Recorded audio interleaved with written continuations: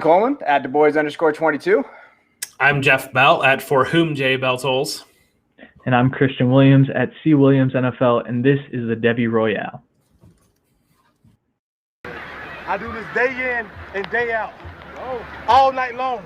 Yeah. This all I think about. This all I care about. Y'all all I care about. Let's go, man. It's here. We televised, so you know we gotta show out. Yeah. They talking junk, so you know we gotta put them to sleep. Yeah. Let's go, man. Let's go. Don't play. We do this every day. We work too hard, day in and day, like I told y'all. They don't do what we do. They don't do what we do. They never done what we did.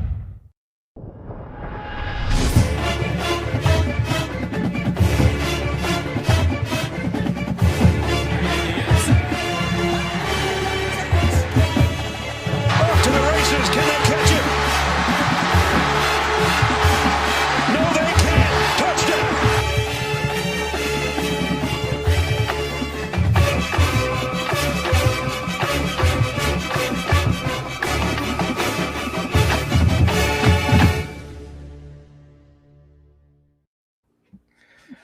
Hey, welcome to another episode of the Devy Royale, a member of the Going for Two family. Today on the show, we're covering a lot of things. Spring games again, our top 5 wide receivers of the 2022 class, and you can't subtweet me here because I'm on. So if you have any questions about the rankings that we have, we're picking NBA playing games because, Jeff, we couldn't figure anything else out to do. But because we're gamblers, we got nothing. Football's a little sparse out here. And we're discussing our rookie mini camp, surprises, concerns, thighs, all kinds of different stuff that we're looking at.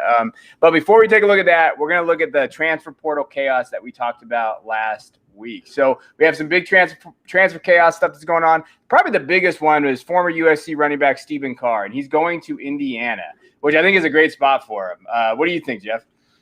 Absolutely. So maybe it's a hot take, maybe it's not a hot take, but I think that currently Indiana is the second best program in the Big Ten. Penn State's right there. Penn State's probably got better recruits, but we saw Indiana knock them off last year, and Indiana was just a more competitive team. Carr is going to land in a role where he's able to step in as the takeover after Stevie Scott left. He's a very physical back. I think he's going to fit the Indiana style quite well. I think this was a great landing spot for him, probably about the best one on the board where he could land somewhere that he'll be competitive, but also eat the lion's share of the work. But Christian, I'd love to hear your thoughts on him. Yeah, I think that's perfect for him. He's a guy that, I was a little shocked. I watched a little bit of his film heading into this draft cycle because I thought maybe he could come out. I was a little shocked at how very little production he's had, and I know he's been with a few different backs over at USC, but he's a guy that his film definitely stands out to me more than his actual production. But I think, like you said, I think Indiana is the perfect spot for him. He steps into a role that, I think he's going to be on the field a ton, and I think that offense is going to be just that much better. I agree with you. I think they are the second best program in the Big Ten right now, though it really doesn't matter. It's Ohio State's probably to lose. Drink. Yeah, I just drank credit. I had to drink because as a Michigan fan, it just hurts me that they're the second best. I didn't even know where Michigan. Okay, let's move on. I'd say I think Carr, isn't it kind of refreshing that these guys picked a spot where they could actually produce? Like finally, they depth chart hunted. That was what I would do if I was a transfer. Yeah. I'd be like, okay, where can I actually play, get some playing time? And it's weird because we think of Carr being pretty good, but in reality, he hasn't had more than 396 yards rushing. That's weird. Yeah, he's a guy that it seems like if he hits it, gets north and south, he does pretty well, but he kind of goes lateral a little bit too much, and then he gets caught up. Yeah. No, and then we have another one, former Texas A&M wide receiver Shadrach Banks. Check your C2C leagues. Hopefully you're playing IDP because he is transferring to TCU and he's moving to linebacker. That's what the rumor is. That's what everything's kind of talking about. So he's a big guy. I actually have him from one of my teams from last year. So I now have a linebacker on a non-IDP. So anything on this, Christian? Can you believe he transferred? Now he's playing linebacker? I mean, with that build, it makes sense. I think it's a little overdue, to be honest. But that really you hate to see it for people who are rostering him right now, like you, Kevin. I'm sorry you have to deal with that. Maybe you can get the commissioner to convert to an IDP league, and then all is fixed. But no, I mean, I don't have too much on this. I think he probably is going to have a learning curve at linebacker too, so he's not really going to have a good film either way. Jeff, what are your thoughts? I feel like I'm being subtweeted here because I don't know. I know Christian knows, but last week I took Oklahoma now defensive back Billy Bowman. You know, he was a decent recruit, and I was on the clock, and it was my daughter's birthday. I was running around. I was trying to get a pick in. These spreadsheet drafts are driving me bananas. Tough. So I apologize. I did the IDP move in C2C. I feel like it's a rite of passage, part of your earning your keep. But again, yeah, he's a linebacker. Do we need to talk about him? No, I mean, we have a C2C draft going on right now. One of the guys is like, this thing's been going on so long. I drafted him as a wide receiver, and now he's a linebacker. And it was probably the funniest thing in the comments that I saw. It is true. But that's what you get with Devy and C2C, though. I mean, you're taking shots on some of these guys, and you just don't know what they're going to do. They're going to get massages at Ohio State. Are they going to do all these different things? Like, we don't know necessarily what's going on. Another fun one real quick, we'll talk about a former walk-on freshman, Oklahoma State walk-on, Mason Shipley. He's a kicker. He is now in the transfer portal. Not quite sure where he's going to go. I feel like I could be a walk-on transfer now at this point if he can do it as a kicker.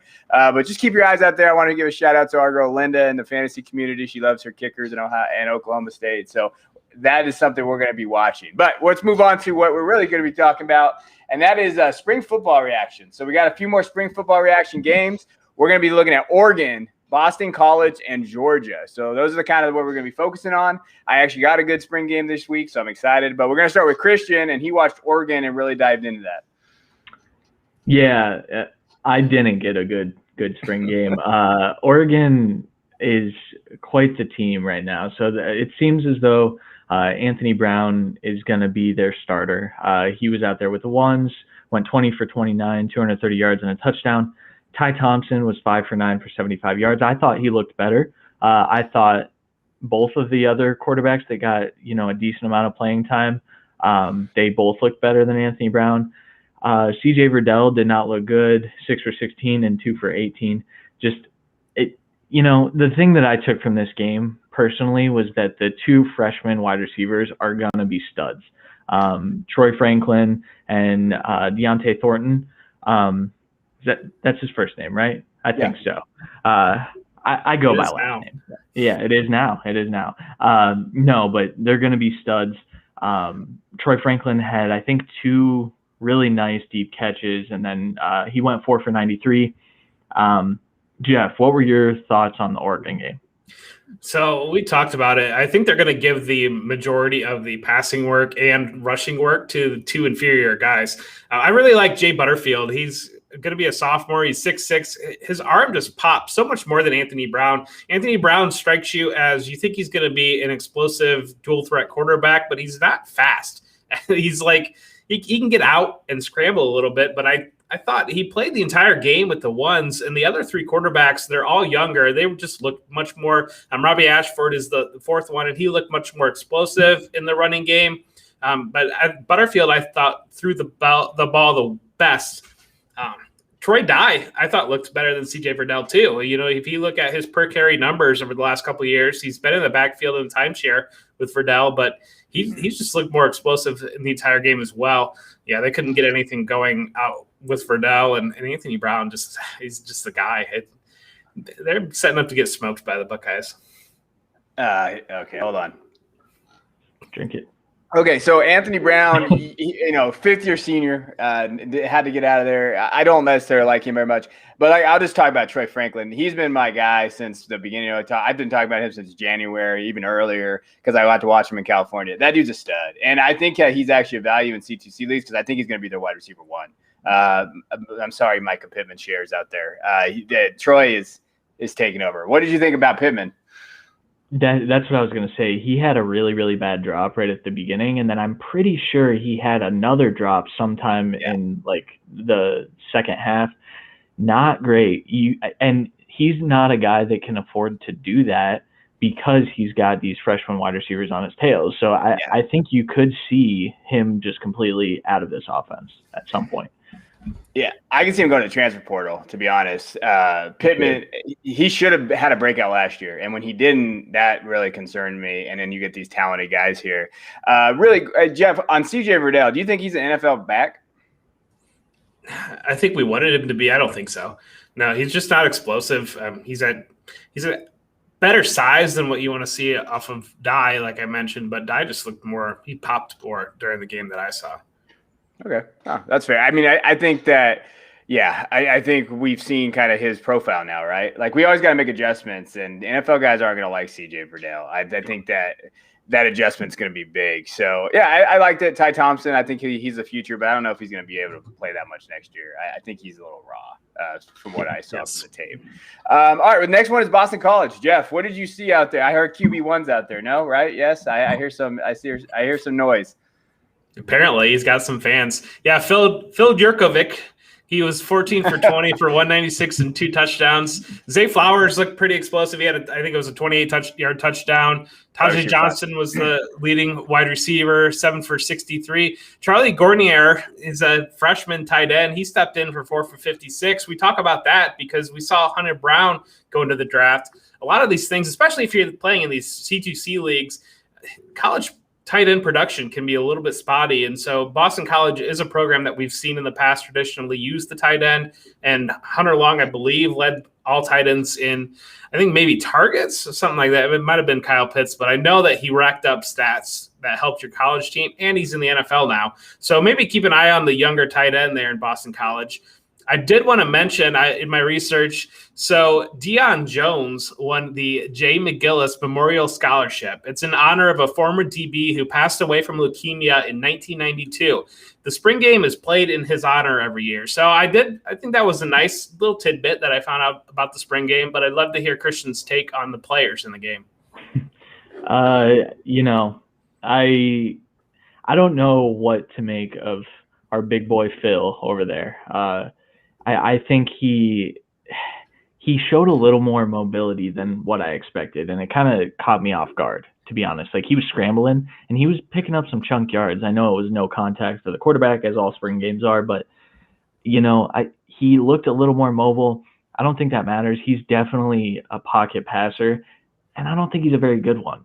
He's a guy that he's very, very spotty with his placement, but when he's on, the touchdown pass to Zay Flowers was freaking beautiful. The best placed ball I've seen in spring so far, and we've seen a lot of better teams. But Zay ran a perfect route. His release was gorgeous. So I do want to shout out Kevin for that. And then just in the back of the end zone, they literally had like the ball had to be where it was, and it was there. It was a nice throw. Overall, though, like, this team does not excite me whatsoever. Kevin, what about you? I mean, yeah, Big Phil. I mean, when I looked at him recently, he went in like the 10th round of a C2C. So that's probably pretty good value if you want a quarterback production late, but I don't see him being an NFL guy. I just wanted to talk about Zay Flowers since I'm not going to get to later because you guys suck. And that is, he's my wide receiver 5. I had Olave truthers coming after me. I had Justin Ross truthers, which he has a pretty bad injury, guys. I don't know if you knew that or not. So I can't put him in my top 5 yet. Just want to wait on that one. But, I liked him because I think he's a yak monster. That's what I call him. He's a elusive athlete. He's a really good route runner. He needs to improve his strength. He's definitely got some work to do. I know that, I don't want to say he looks like Diami Brown for North Carolina, but I think he has that same trajectory. Like, I think that maybe he's not going to land that high in the draft depending on what he does in Boston College, but I think that fits his profile pretty well. But I like him, but that team's going to be bad. So I don't necessarily have anything else there. I watched the Georgia game. I kind of looked at the Georgia game. Hey, Georgia's pretty damn good. I was watching their tape and what they had. I think their weaknesses is their offensive line. From what I saw, it looked like they had a lot of guys going there and going through the year.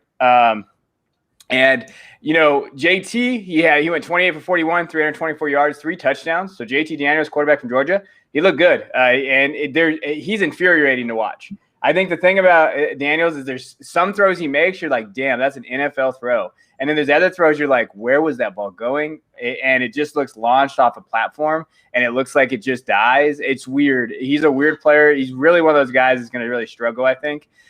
Carson Beck, backup quarterback, he had 22 for 31, 236 yards and 2 touchdowns.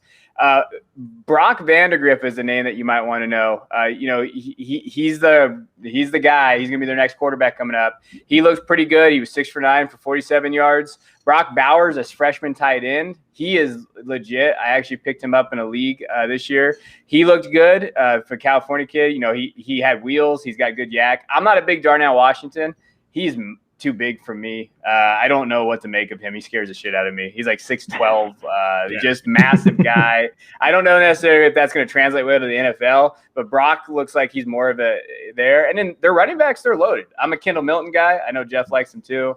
Zamir White is okay. I'm rooting for him because of his injuries, but this team is good. Like the only guy that really I feel like can mess this up is if JT Daniels just messes up his decision making, and then Kirby Smart is always going to mess shit up. What do you think of JT Daniels, Christian?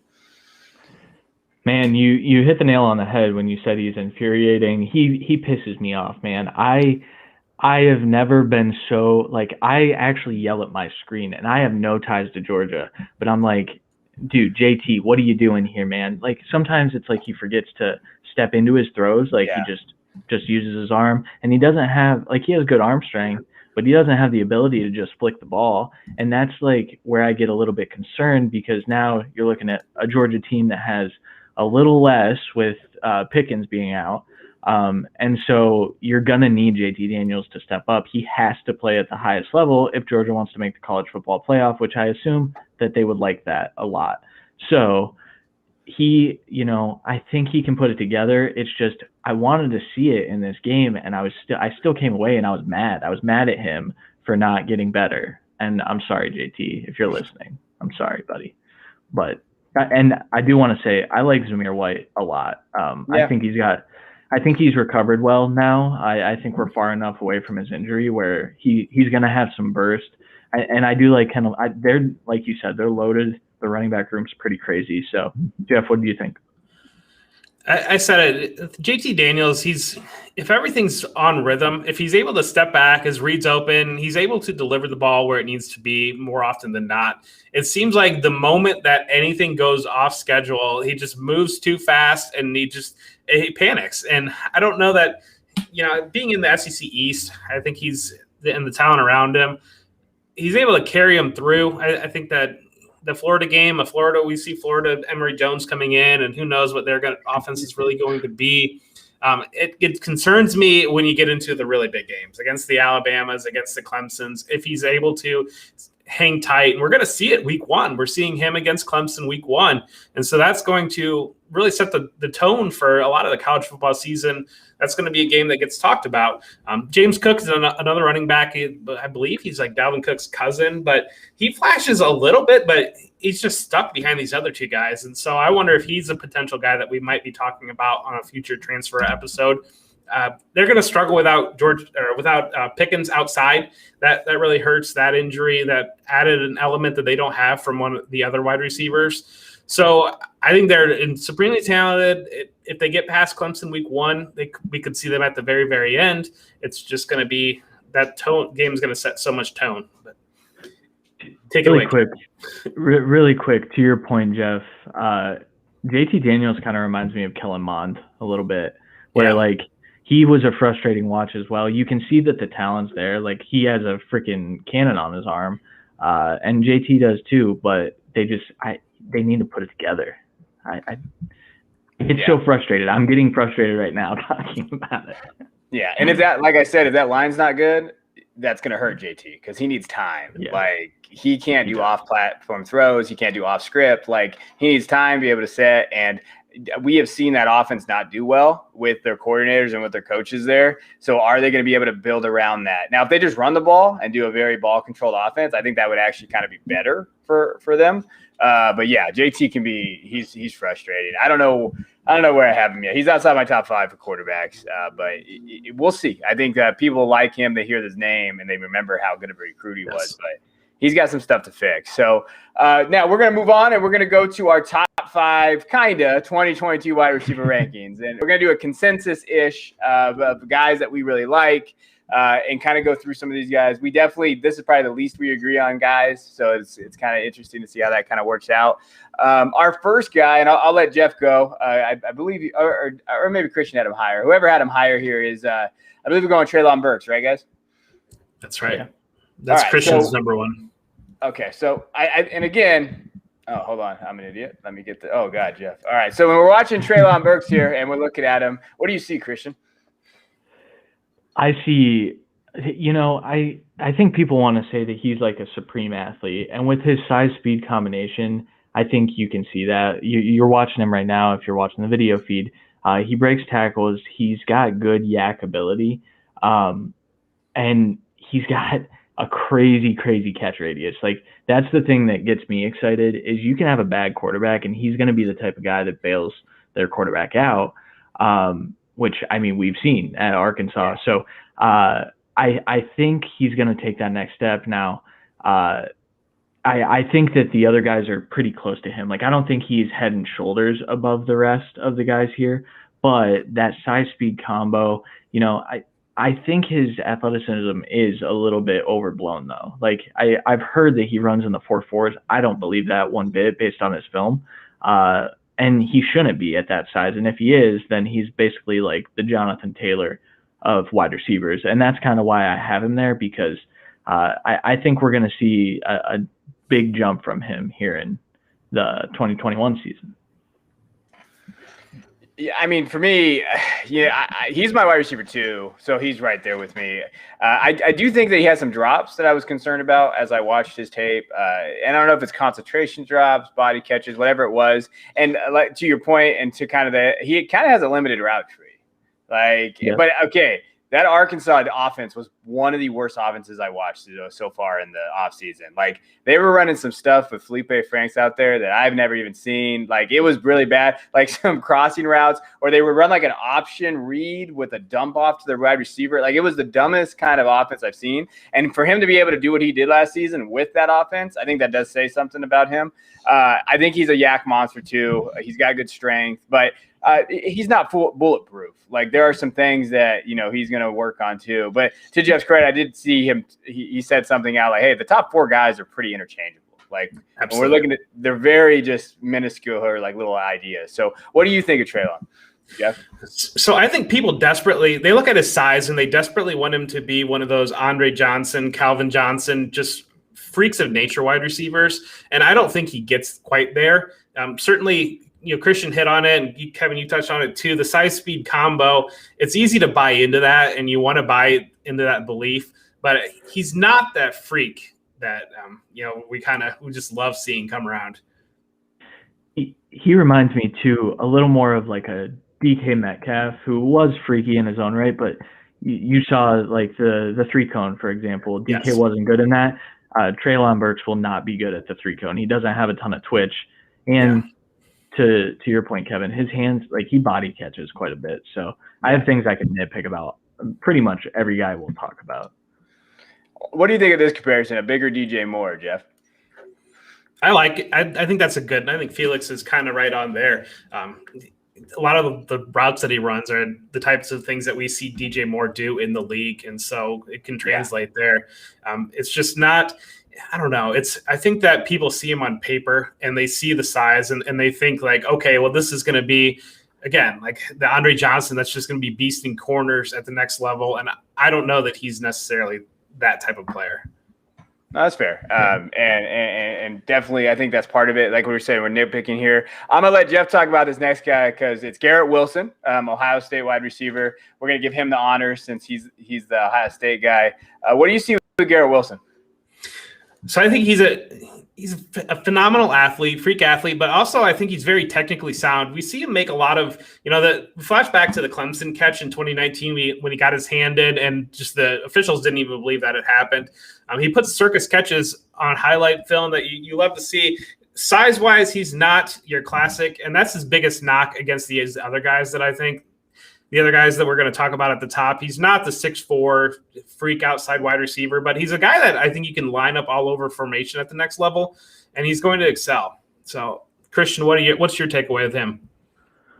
He's a guy I like everything he does, and I can't really put my finger on what I don't like. But I think that play that we just saw is one of the things. I think that he's a little bit limited in what he can do after the catch. And so while I think he's a fast player, and while I think he can be fairly elusive, something I just can't put my finger on it. I think it's that he gets caught from behind a ton on plays that he should take to the house.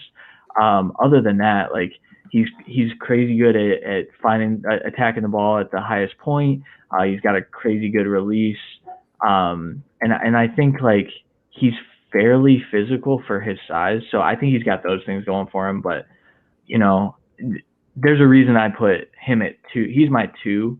And again, this is like, I'm not in love with any of these guys.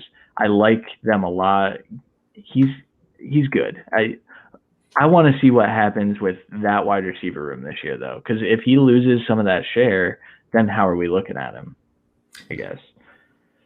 So he reminds me of Keenan Allen. Is the guy that he reminds me of, just the kind of way he moves, uses his body. But I'm sure Kevin's got some thoughts. Yeah, I'm with Christian a little bit when I watch him. Like as I've been kind of going over it. Like at first I was really high on him, and then the more I dived in, the worse. I don't want to say the worse it got, but the more like I went from excited to not. I was like, okay, like that looks good. Now he's technically one of the best receivers of this class. Like his route running, what he can do on there, his catch radius, all that stuff. Like it's really good. I would say like I feel like he struggles against press a little bit. I don't think teams press him as much because they get worried about that Ohio State offense. So I definitely want to see what it looks like when he actually is getting pressed and in the NFL.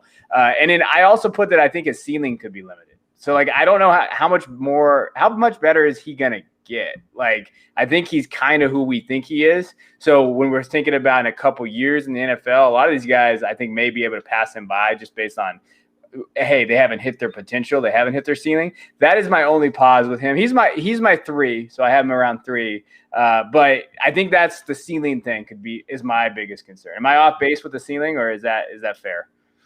I think it's fair. I mean, he's an excellent athlete, but he's not a freak athlete. He's not going to, and like Christian mentioned, he's not running away from people at the next level. So he's not running every single route on the route tree, I believe, at the next level. So that certainly can be concerned there. He might be a slot guy at the next level. I think he has the size to play outside, and he's probably best suited as a Z. But I mean, there's a world where he just gets tossed in the slot, and then he's limited to how he can produce in the NFL. So, yeah, I think that's kind of where I'm at with him. Our next guy who's kind of around this area is Purdue wide receiver David Bell. I think the analytic guys like him, right, Jeff? I think they were excited. I think it's like age adjusted production or something like that you have to have him number 1 if you do it out of a spreadsheet. Whatever, yeah, I don't know.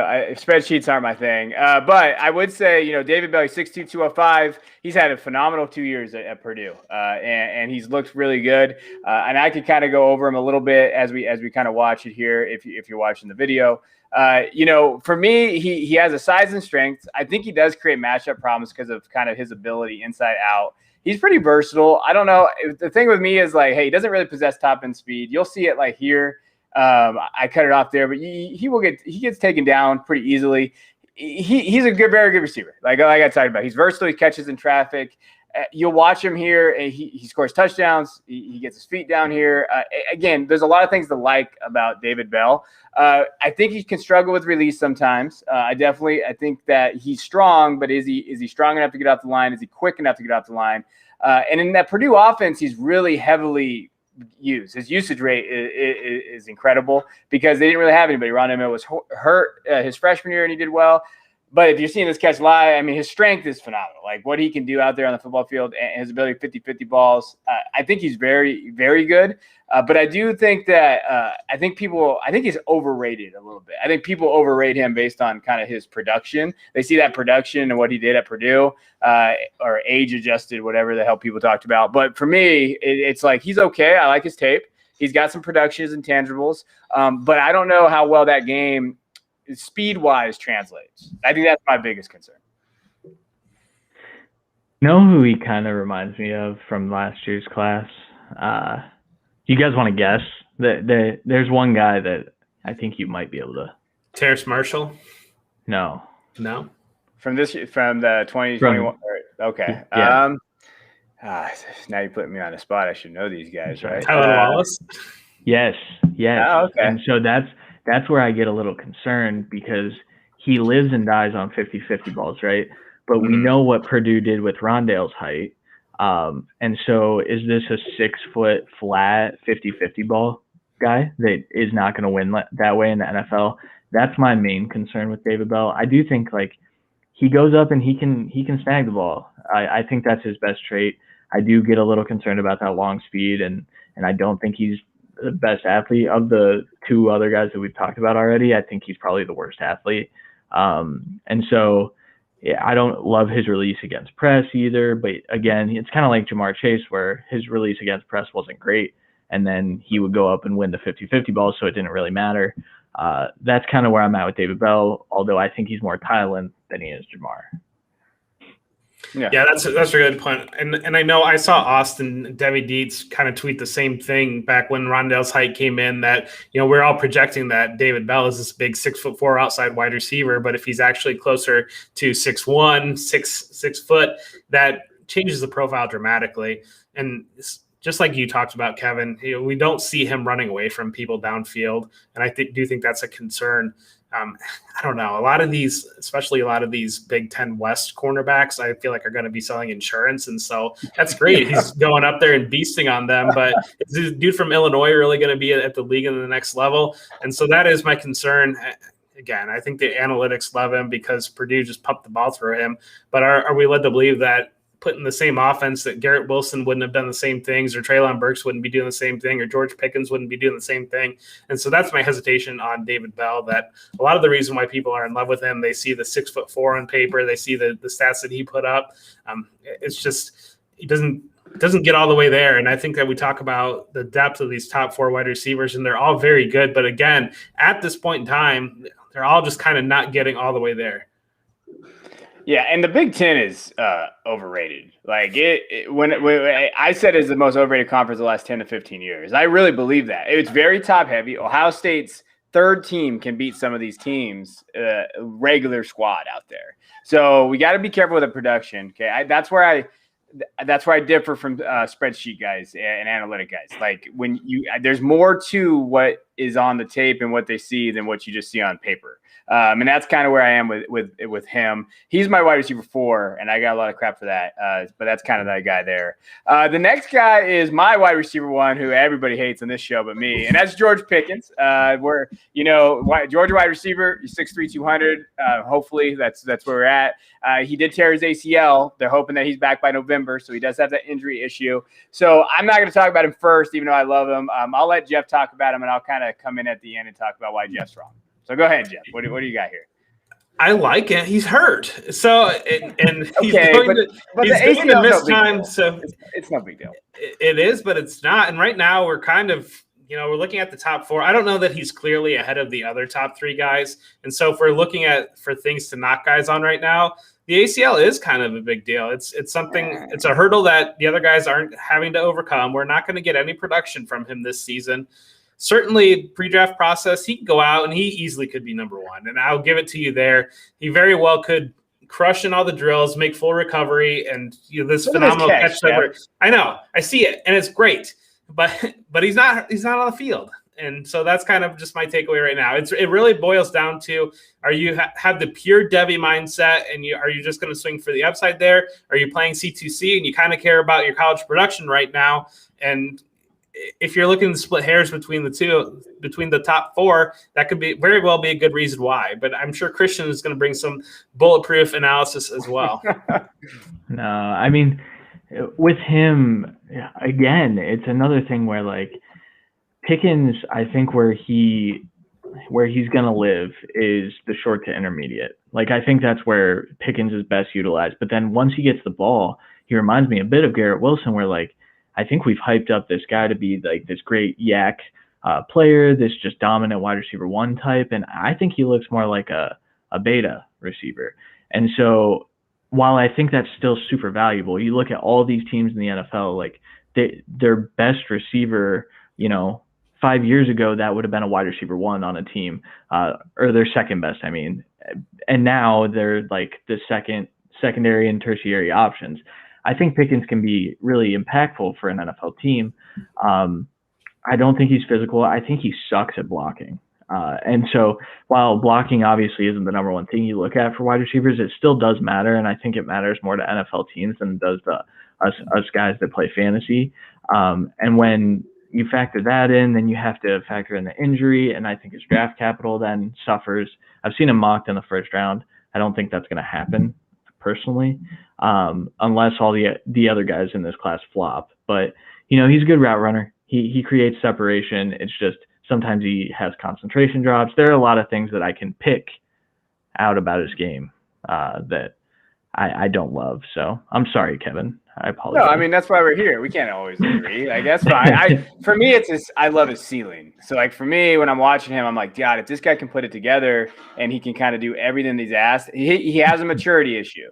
Like, he's spraying water at people, and he's got some – and it looked like he was growing up a little bit last year, and it seemed like he was doing a little bit better. So what does this ACL injury do to him, maybe mentally? That concerns me a little bit as well. Like, hopefully he can come back from it. Maybe he plays. But to me, it's a ceiling. I like his yak ability. Like, to me, I know it's a lazy analysis because I think they've been comp because they've been doing this forever with him. A.J. Green is a pretty fair comp for him. Like, he's got kind of the same build. He's kind of the same receiver to a certain extent.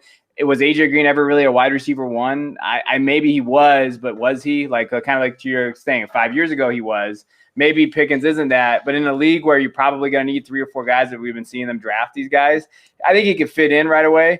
Again, I love his athleticism. Hopefully that injury is high point ability. He has pretty good yak ability. I got shit on for saying he was a good route runner, but I do think he's actually a pretty good route runner. I necessarily don't think they put him in the right spots in that offense and what he was doing, but he always created separation.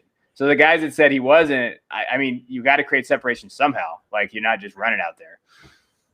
Yeah, I will say, like, you have to consider his size too when you're talking about how he runs routes. Like, he might not look the twitchiest. He might look a little less twitchy than even a Garrett. Definitely looks less twitchy than Garrett Wilson, but he's also a lot bigger. He has a thin frame still, but I think his route running is just fine. Personally, he does create a ton of separation. Yeah. So, I mean, that's fair. I think I put him 1 for me because he is my guy, and I understand the injury should have knocked him down a little bit, but I had a hard time putting some of these other guys over him because they're so close, and with the ceiling thing. It really, to me, was the ceiling. Like, hey, I think that of these 4 guys, he has the highest ceiling. That's me personally. I might be wrong there, but that's okay. We're not 100% right, and everybody tells you that we are. You're full shit. But everybody else out there, we're trying here. Our 5th guy is kind of across the board. These guys have Chris Olave, right? Ohio State wide receiver. They're okay. It's only across the board for me. They have Chris Olave. What do you see in a Chris Olave then, Jeff? Because I have a hard time with Chris Olave. I'll be honest. I don't even think he's the 3rd best receiver on Ohio State. So go ahead. Smooth, man. He's just smooth. He's a football player. I just, he's got a special spot in my heart as a Buckeye fan. I wonder why. He's a guy that he always comes up big in every big moment, except for and I don't want to talk about it, the end of the 2019, he ran the wrong route 1 time. So if we're going to just crush a guy's college production across his entire career, every big moment, punts block against Michigan that were taken for a touchdown, it reminds me a lot of former Buckeye Terry McLaurin, where he's not flashy. He's not going to put out a great 40 time or anything like that, but he's just a football player. And I think he brings that to the next level. And I just think his game is going to translate very well. And I'd love to hear Christian's thoughts backing me up here. Yeah. The first thing I want to say is I think he cost Justin Fields whatever the difference is between Trevor Lawrence's salary and Justin Fields' this year. That's how much money he cost Justin Fields by running. Yep, 1 play. Chris Olave, we talk about separation. This dude creates separation like probably no one in this class. I don't think anyone can create separation like him. And while he does it, he has to do it with his footwork and his skill because he's not big enough to push people off their spots.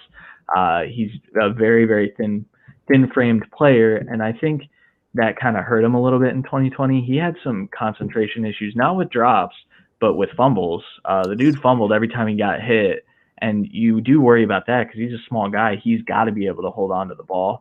But if I'm knocking a receiver mostly because of fumbles, I think that means you're a pretty damn good receiver. So I think he's underrated as like a contested catch guy too. He's really good at high pointing and really good at ball tracking. So while he's not the most physical, he's definitely confined to the slot, in my opinion.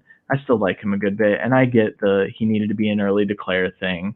I understand that. I really haven't built that into these grades though, so like these are all just my film grades at this point. And then eventually, I'm sure I'll knock him down. Kevin, why do you hate him? I don't hate him. I thought he should have came out this year. Like, I thought he had a good year. I thought he would have probably maybe first round pick, late first round, right? Like, he could have went to the Packers. He could have went to one of those teams. So, like, I look at it, and then you talked about maybe Garrett Wilson taking a hit because of that wide receiver room. What if he takes a hit too? And I think he has less of a hit to take than Garrett Wilson, just by perceived talent, not necessarily the right. I don't mind a lot of it. I just think that he should have came out, and I can't be a hypocrite either and be like, oh yeah, early declare matters when I don't even care about analytics. But I think that he should have just came out based on draft capital. Maybe I'm wrong. Maybe that, with this class maybe being a little bit more down, I don't know necessarily where I rank them. They're pretty close. They're actually pretty even to me. I think it might hurt him. I don't mind him, but again, I think that ball is going to be shared around a lot of Ohio State's receiving room. And I have him. He's right there with my wide receiver 6'7". So it's not like I hate him. Like, oh, he's down there. I just like Zay Flowers from Boston College a little bit more because he's more explosive. And it's just someone that I kind of like. I'm a different guy when I kind of scout receivers. I like different. Like Diami Brown was one of my favorites. There's certain tendencies, certain traits that I like to see in these guys, and Olave just doesn't fit that. But maybe it's an Ohio State bias too. I'll be honest, I hate Ohio State, so there is a little bias there. I can't put both of them in my top 5. Like, that's just can't happen too. So we got to get there. So that's kind of where we're at around there. Any other guys you guys want to give a shout out real quick before we move on, Christian? I do. So I've seen a little bit of hype in draft Twitter, and I don't know what, honestly, like C2C, like I think he got drafted in the mid rounds, whatever mid rounds are in this long ass draft.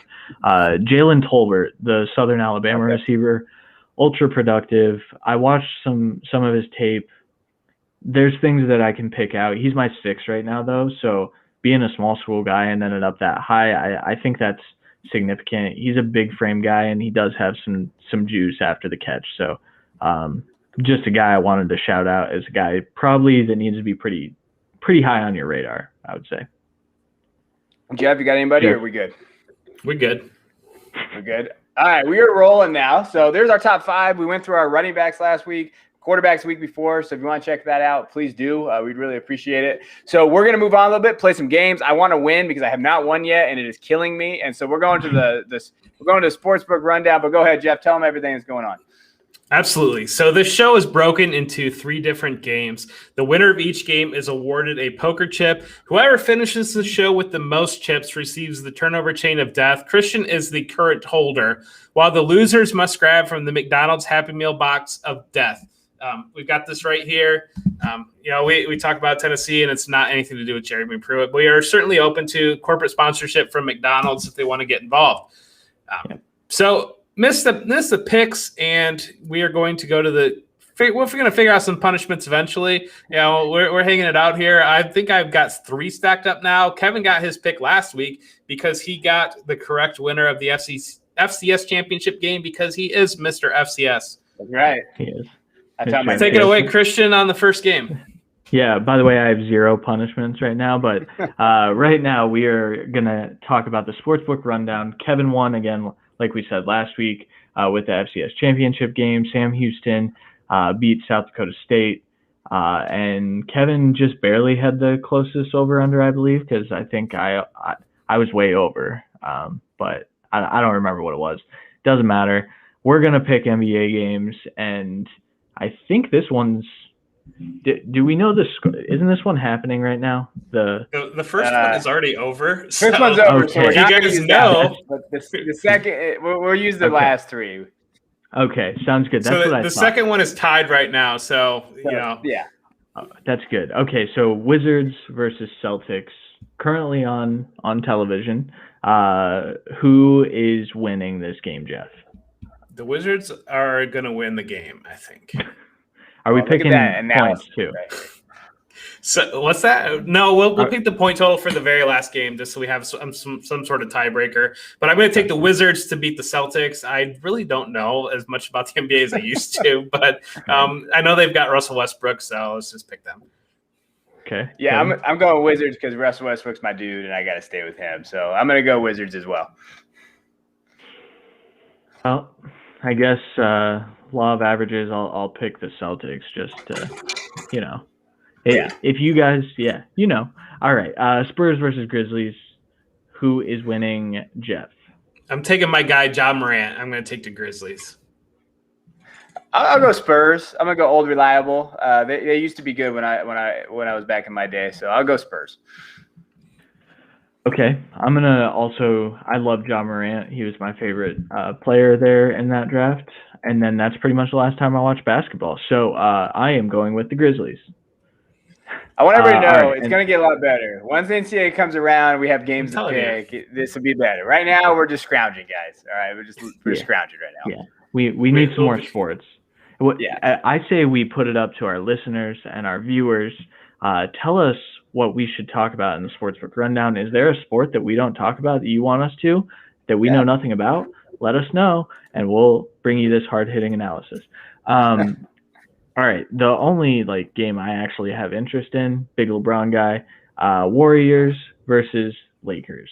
Jeff, who is winning this game? The Lakers are going to win. I saw that the Lakers are the 8th seed and they have the best chance of winning the championship or something like that because that's just the NBA and that's the Lakers. Yep. Yeah, Steph has been going off and he's been nuts the last few basically the whole last half of the season. But I'm going to go Lakers because they have the 2 best players. Yep, and I am going to make that a clean sweep for the Lakers because LeBron is Steph Curry's father. So that's, as a Cavs fan, I'm allowed to say that from the one time the Cavs won. All right, that'll do it. So we'll see who wins that. Again, not a lot of effort put into those picks, so that's all luck. We'll bring real lines and analysis with college football, yes, but we will. Absolutely, I promise. There's a plan. There's a grand plan out there. The Cubs. We're gonna be the Maction champions out here. Just to let you know. Okay, we're gonna win you guys some money. But all right, so we're gonna go to prospect poker. So this is our second game here. The rules of the game are simple. We toss 3 cards in the river, and each holds 2. Before we review our card, we talk about players we think are rookie camp, mini camp surprises, and some guys that we actually have some concerns with, and especially the mini camps, you never quite know what's going on there. So we're going to go with our surprises first, and we're going to go with Christian. Christian, what is something that has surprised you so far from these rookie mini camps? Yeah, so the report came out that Amon-Ra St. Brown is lining up at both X and Y receivers, so he's going to be playing outside and in. Which is not something you typically hear about a day 3 pick. And so he's pretty much challenging Quintez Cephas for snaps at this point, and then they don't really have a solid slot guy. So the hype around Amon-Ra St. Brown in your rookie drafts, I will take it to my grave that I would still draft him before I draft Kadarius Toney. And so the fact that they plan to use him in multiple different roles, that's significant to me. It's also surprising because I thought for sure a day 3 pick of a guy who profiles as a slot would only be used as a slot. But if they're getting him outside reps, that means they want him on the field. So I'm all in on it, and it was surprising. All right, so we've got our first flop on the river here. We have a 3 of clubs. We have a 6 of diamonds. We have a 2 of diamonds. So we got nothing fun out here. But Christian's going to throw up a 9 of spades, and he's not getting any help there. And now it's my turn. And the guy that I want to target, it kind of the news took Twitter over, and people were freaking out, but I absolutely loved it, was Travis Etienne lining up at wide receiver in rookie minicamp. I think it's very clear, in my opinion, that Urban Meyer is going to use Travis Etienne as his Percy Harvin. He's going to have the most touches in that offense. He's going to figure out ways to get him the ball. And so I love seeing him with the wide receivers. I just think I don't know if people don't know what to expect with Jacksonville, and they're just very concerned where it's going to end up. But I'm sure there's going to be an NFL adjustment to that offense. But we've seen this player in this type of role just eat the lion's share of the work. And so if you're going to pick one position player with Jacksonville, it's ETN. And I'm going to flip up a queen of clubs, and it's not going to do much of anything for me. Yeah, my guy is Trey Lance. Again, I'm going to keep just talking about Trey Lance every show because he's my guy. But he actually had a really good mini camp. For the most part, it looked like, I think it was, I was reading an article from the 49ers mini camp that he was like 94% average accuracy, which I don't know. We never know with mini camps, but I just think that the narrative of him having to sit out is bullcrap. And I've been saying that forever. I think he's going to come in there. He's going to pick up on the offense. And from everything that we've heard from Shanahan and all these guys is that he's picking up on things quicker than they thought. And that just kind of goes with what I believe Lance is. And so I think that he's a value right now because I think he's going to start. I think he's going to be that day one starter. So Kevin's flip, 8 of spades, and so he's not got much there either. No, I can't ever win this game. Christian, throw some disappointments at us. Yeah, so we'll just keep talking about San Francisco because my concern is with the San Francisco backfield. So the reports came through, and this actually isn't it's kind of contradictory, right? So the San Francisco running backs that got drafted were very good in minicamp. All things reported. Elijah Mitchell had a very, very productive camp. He was catching passes out of the backfield. Trey Sermon also displayed some nice hands, and Trey Sermon looked like the better of those two backs, but Elijah Mitchell looks to be making the team. And so my concern is, what the hell are we doing for fantasy with the San Francisco backfield?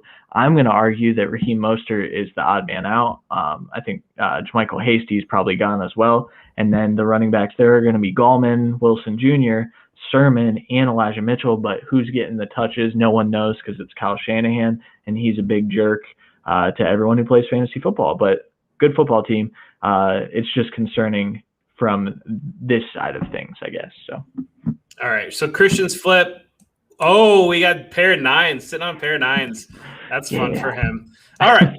So my concern, my disappointment, my great dismay is Matt Nagy and the Bears coach insisting that Andy Dalton is the starter. Andy is going to get all the reps with the ones. What are we doing here? Justin Fields is supremely talented, way more than Andy Dalton. And so what Matt Nagy is going to do is he's going to risk losing the team, basically, because all these guys are going to see Justin Fields in camp outperform Andy Dalton. We saw it this past weekend. The first day of practice, a wide receiver ran the wrong route. Justin Fields stopped practice, corrected him, told him where he's supposed to be. The upside and just the potential for Justin Fields is oozing over Andy Dalton. So if you're going to insist that you're going to have your quarterback one be Andy Dalton and you're going to risk losing that locker room, everybody's not going to believe in you. What are we doing, Matt Nagy? He's lying. He's lying. I agree. But I flip up a 4 of hearts, and I don't have anything. No, I can't win either. But it's cool. I'll talk about my last one. And to me, it's Urban Meyer. And I don't like Urban Meyer. And I know Jeff just talked him up. But for me, I just think that ever since he got hired, the strength coach, right, didn't really think that one through. Tebow, ETN, he needs to shut up, just focus on his stuff. Just, hey, this is what we're doing. Focus on his team. First-year coach. He's got a learning curve that he's going to have to deal with. So I think there's a lot of things that Urban Meyer needs to learn how to do, because if he doesn't, that's going to be a train wreck. And I really firmly believe that that's going to be a train wreck. And so he's just got to figure his stuff out. Yeah. So Kevin flips up an 8. Oh, he flips up a pair. Christian hits him on his pair. So Christian wins this game. All right, yep. So our last game that we're going to play is going to be a little bit of blackjack. And the way this blackjack works is we flip it out. If you hit, you get a trivia question. Whatever is the worst outcome for you, you get hit with. And so this is going to be the decider between Christian and Kevin here. I hope Kevin wins. I think he deserves it. Kevin needs to win. All right, so we'll start out with Christian at the top. Christian flips up a jack of clubs. Of course he does. Kevin flips up a 7 of hearts. That's mine. And then Kevin flips up a 9 of diamonds. And so Christian's second flip he's sitting on 15 now. Oh, that's rough. I'm sitting on 10. I like that. And I'm sitting on 10. No. I had the 7. Don't be trying to cheat here. Okay. Oh, never mind. No, I had the 10. I had the 9. You're sitting on 19. said Kevin. So you're sitting on 19. So Yeah. All right, so I'm up first. I'm the low man. So if somebody's gonna throw a question at me, I'd love to answer it. Yeah, I'll go. I think I have a pretty good one. I don't think we this is last time. I'm getting old though. So in 1980, did I ask this last time? I don't think I did. In 1980, this player became the first football player to have won a college championship, a Heisman Trophy, a Super Bowl, and a Super Bowl MVP. Marcus Allen. Marcus Allen, yes, that is correct. Nice. You know, I had the same question written down. So I got a man. We gotta get a better database here. We gotta get a better database for our trivia questions. So I think that I want to go to 13 and open up more possibilities than going to 15, I guess. I don't know. I'm not a blackjack player, but Christian's turn. Christian was gotta hit. All right. Someone hit me with a question. How long was the longest NCAA field goal? Man, didn't it just happen? 62 yards. It's really 69 yards. And you bust. Frick. Okay. Well, Kevin's going to. That is a very hard random question, but it is what it is. Actually, I can go again and potentially beat Kevin because then we would tie 3 ways and Christian would be the reigning champion. So if somebody's got a question for me, what do we got? I have one for you. I lost it, though. I scrolled down. So, all right. Who briefly served as interim head coach for the Colts during the 2012 season? Briefly. Kind of a trick question.